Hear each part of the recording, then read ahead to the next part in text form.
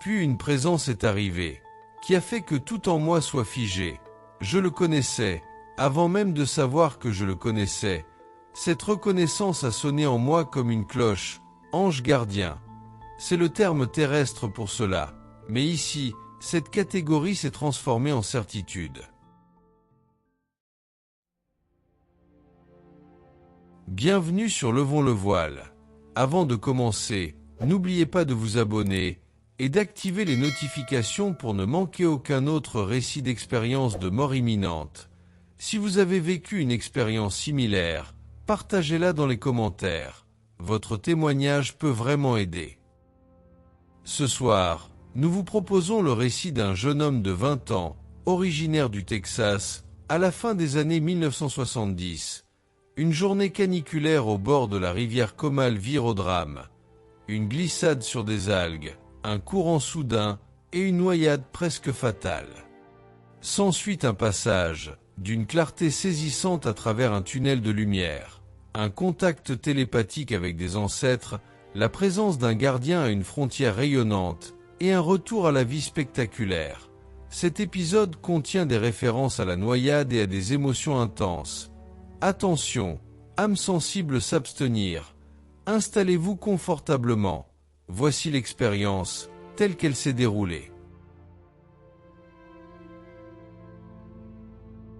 Je devais avoir une vingtaine d'années cet été-là, et le Texas était une véritable fournaise.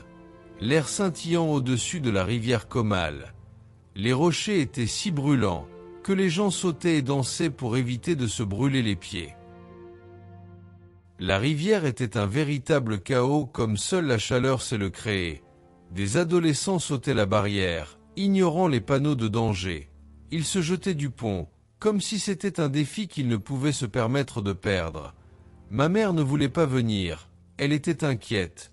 Mais la chaleur a le don de faire tomber les objections, et mon frère a fini par nous convaincre. Le son n'a jamais vraiment fait partie de ma vie, car je suis profondément sourd.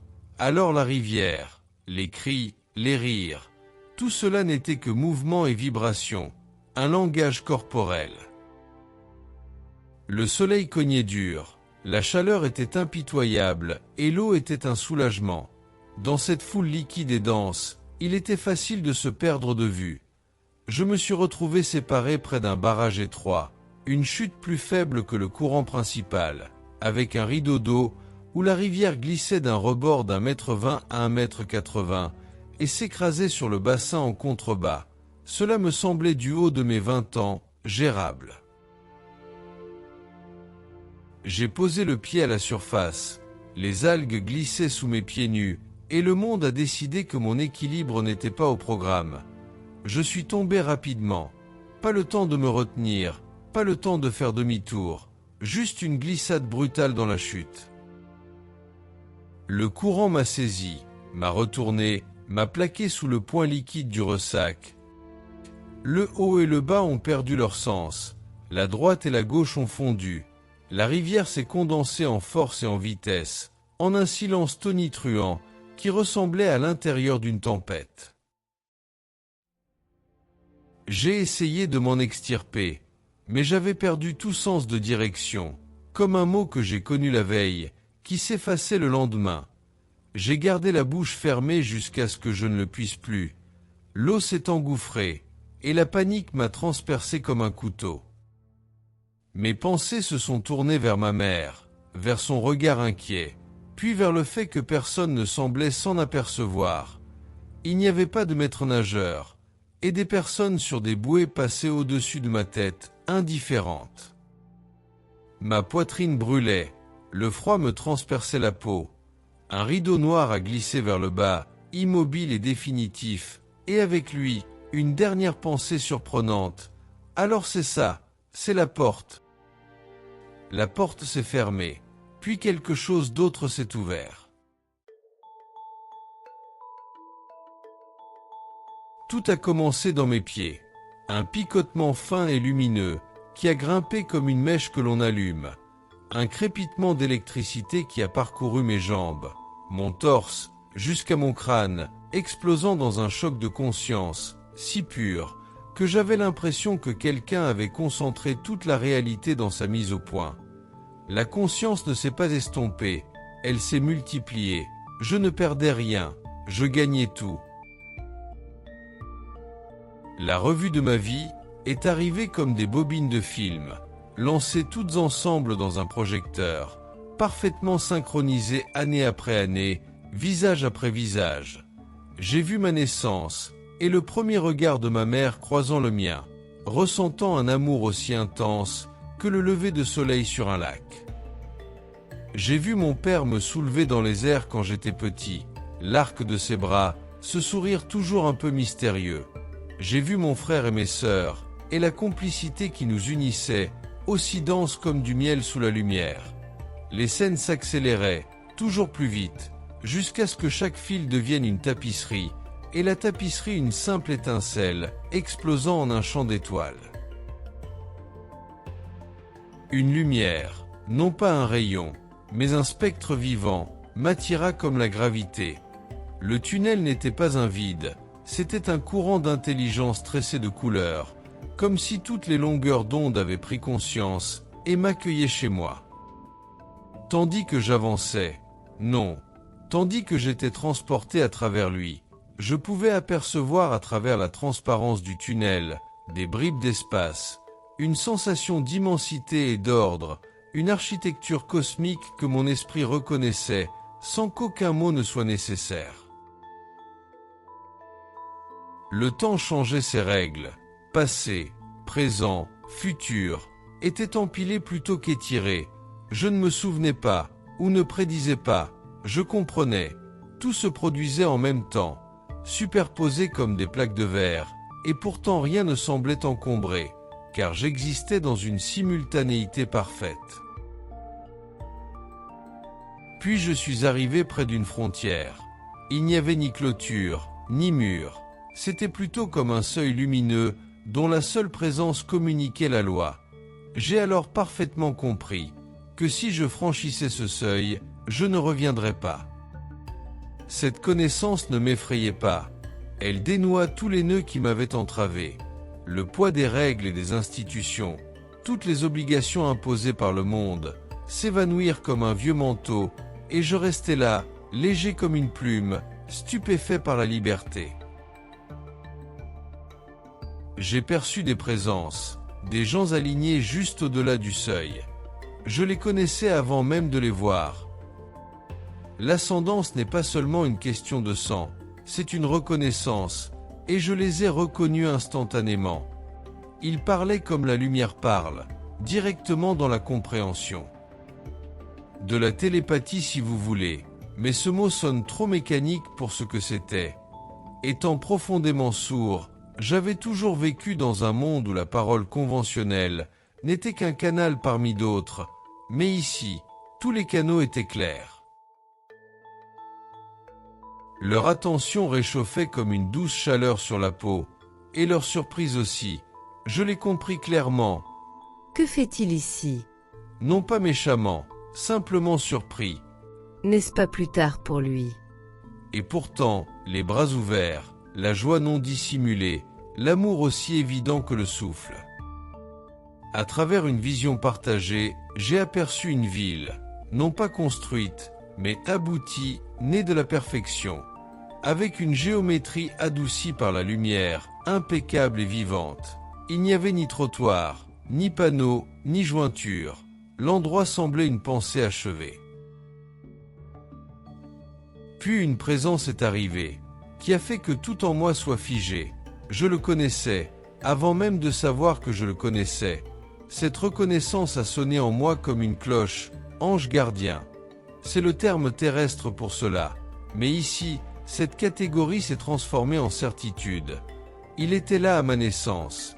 La joie l'illuminait, une note cochée dans un registre, une tâche accomplie. Il se tenait près de moi, et son regard m'a transpercé. Ni perçant, ni dur, simplement total. Que s'est-il passé? La question s'est posée par télépathie. J'ai essayé de répondre, mais la réponse existait déjà. Il m'avait scruté, et l'histoire s'était révélée d'elle-même. Noyé, sous le courant, inachevé. Ton heure n'est pas encore venue. Tu as encore du travail à faire. Je voulais le dépasser et me faufiler dans cette ville. Ce n'était pas tant une impulsion, plutôt un retour à une intention antérieure. J'ai fait un pas de côté, à supposer que le mot pas soit approprié, et il s'est déplacé comme l'éclair, non pas agressif, juste souverain. Sa main s'est levée, et j'ai senti une attraction, un renversement, comme si le courant dans le tunnel s'était inversé. La vitesse augmentait, le spectre se rétrécissait, le seuil se réduisait à une seule étoile. Puis l'impact, un corps, le poids, le froid. J'étais de retour dans la machinerie de mes poumons et de mes membres, désorienté par l'étroitesse de l'espace, et alarmé qu'une conscience puisse tenir dans un si petit contenant. J'étais encore sous l'eau, et pourtant dans le silence contracté de ma rentrée, un ordre clair résonna en moi. Tiens-toi droit. Les mots ne furent pas prononcés à voix haute, car ils n'avaient pas besoin de l'être. J'obéis, j'ai planté mes pieds au sol, et une main immense, sans forme, seulement de la force, m'enveloppa et me fit glisser hors du tourbillon, me porta comme si je ne pesais rien, et me déposa contre la berge. Au contact de l'air, je fus pris de convulsions, et vomis un torrent, un déluge qu'aucun corps humain ne semblait pouvoir contenir. Chaque poussée frappait comme un marteau, et à chaque fois, je sentais l'espoir renaître, une sensation pure, vive et irrésistible. Quand la dernière goutte d'eau me quitta, je me suis allongé à plat ventre, et ai regardé les feuilles trembler au soleil, sentant chaque brin d'herbe sous mes doigts, comme s'il s'agissait d'un fil vivant qui connaissait mon nom. Personne autour de moi ne l'avait remarqué. Le flot carnavalesque de bouées et de rires continuait en amont et en aval, et le monde semblait exactement comme 10 minutes auparavant. Moi non. Mais je n'en ai rien dit à ma mère, ni à mon frère, ni à mes sœurs. Le silence me paraissait juste, non par peur ou par honte, mais par la certitude que cette histoire avait besoin de temps pour mûrir en moi.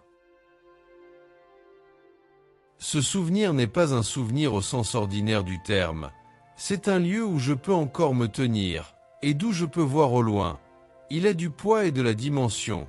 Il reste plus réel que le béton brûlant sous mes pieds ce jour-là. Ma vie, derrière le voile. Je n'ai rien dit pendant des années. Ma guérison a été rapide médicalement parlant. Je n'ai pas eu besoin d'ambulance. Et il n'était pas nécessaire d'aller à l'hôpital non plus. Mais avec le temps, les perspectives changent. Quand j'ai finalement raconté l'histoire à ma famille, à un âge plus adulte, j'ai vu le choc se peindre sur le visage de ma mère. J'ai senti les bras de mes sœurs m'entourer, comme pour me ramener dans le cours du temps que nous avions failli perdre. Mes amis ont entendu l'histoire, d'abord confus, puis admiratifs. Ma foi a évolué, non pas en m'éloignant de Dieu, mais en m'éloignant des institutions qui prétendent contrôler Dieu. Ce que j'ai vécu ressemblait à une relation avec la structure vivante de la réalité elle-même, avec la loi comme lumière et l'amour comme moyen de compréhension. Les églises peuvent certes porter la bonne nouvelle, mais je souhaiterais qu'elles aillent à la rencontre des gens dans leur soif spirituelle, plutôt que dans leurs règles. Je comprends mieux maintenant pourquoi un maître comme Jésus a quitté les institutions pour aller dans les cuisines et au bord des routes. Je me suis réveillé au bord de la rivière, porteur de dons indéfinissables. Ma perception s'est aiguisée. Parfois je ressens des mécanismes que les humains ne sont pas capables de percevoir, comme le radar de la police, traçant des lignes invisibles dans l'air, une sensation de picotement sur ma peau, qui m'avertit bien avant que je n'atteigne le sommet d'une colline. Mes rêves prirent une dimension architecturale, avec des panoramas symboliques que je traversais comme s'il s'agissait de quartiers. Une fois, pieds nus dans un rêve, je me tenais en équilibre sur mon ongle, filant à toute allure jusqu'à ce que les crêtes se transforment en paysages, des cocons nichés sous le bord du croissant, libérant des papillons, d'abord en essaim, puis en une lente procession, un à un, comme si la liberté devait apprendre la patience. J'ai aussi eu des visions du futur, certaines douces, d'autres terribles, des foules hurlant sous le poids des catastrophes, des événements qui se sont ensuite déroulés avec une précision troublante. Je n'ai pas demandé ces visions, je ne les provoque pas, elles arrivent comme la météo, et j'essaie de les accueillir avec humilité. Quand j'ai osé confier à un ami ce que j'avais vu, il a parfois ri, jusqu'au jour où il ne riait plus. Alors il est revenu vers moi, pour comparer nos impressions, les yeux écarquillés, la peur se muant en reconnaissance. Mes relations ont changé, car j'ai changé. Je suis plus patient, plus attentif à la personne derrière l'apparence, et moins soucieux de l'approbation des autres. Ayant atteint un point de non-retour, les petites barrières que l'on tente de maintenir perdent de leur influence. Le monde me paraît tissé de fils, chaque brin d'herbe, chaque chagrin d'inconnu, chaque petit acte de courage, forme un champ vivant que l'on peut toucher de n'importe où. Quant à mon but, je ne prétends toujours pas connaître la fiche de poste écrite pour ma vie. On m'a seulement dit que mon temps n'était pas terminé. Cela suffit. Ça me fait avancer. Ça m'oblige à écouter. Ça me pousse à choisir encore et encore de me tourner vers la lumière, qui m'a porté et qui me portera encore un jour. Merci d'avoir écouté ce témoignage d'expérience de mort imminente. Si ce témoignage vous a touché, n'hésitez pas à liker la vidéo, à vous abonner et à la partager avec une personne en quête d'espoir. Si vous avez déjà vécu une EMI ou une expérience transformatrice, laissez un commentaire ou partagez votre histoire en cliquant sur le lien dans la description. Cette communauté est à votre écoute. Pour découvrir d'autres témoignages, regardez l'épisode suivant qui apparaîtra à l'écran. De nouveaux récits sont régulièrement publiés. Vous pouvez aussi activer les notifications pour ne rien manquer. Continuons à lever le voile, épisode après épisode. Prenez soin de vous et de vos proches. À très bientôt pour un nouveau voyage, derrière le voile.